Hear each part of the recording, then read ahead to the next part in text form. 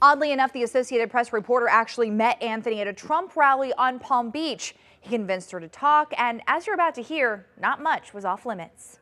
I'm still not even certain as I stand here today about what happened. It's been nearly 9 years since Casey Anthony first made national news headlines as a murder suspect in her 2-year-old daughter Kaylee's death. Kaylee would be 12 today.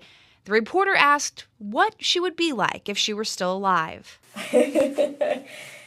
I would like to think she'd be listening to classic rock and playing sports and not taking shit from anybody.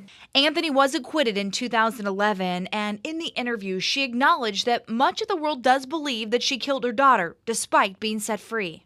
I don't give a about what anybody thinks about me. I don't care about that. Yeah. I never will. I'm okay with myself. I sleep pretty good at night. And despite that acquittal, she didn't walk away clear of the law. But you were also convicted of one thing. Lying to the cops. Right.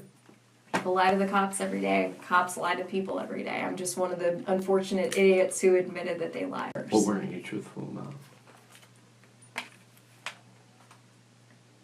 And I understand it might have been out of panic. It was things that I didn't know at the time. But the question everyone wants the answer to, the how did Kaylee die, Anthony maintains her innocence. To your understanding, how did she die? I don't know. You don't know? Something about drowning, possibly. Everyone else has their theories. I don't know. Uh-huh. So your parents had her? My dad did. And next thing you know, she's missing, and right? How did it play? I did what I was told. I don't remember too much of what happened. Don't you wish you know what happened? Absolutely.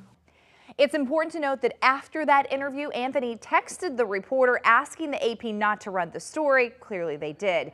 To hear the entire interview, you can download the WPBF 25 News mobile app, or you can go to our website, WPBF.com. In the studio, Aaron Guy, WPBF 25 News.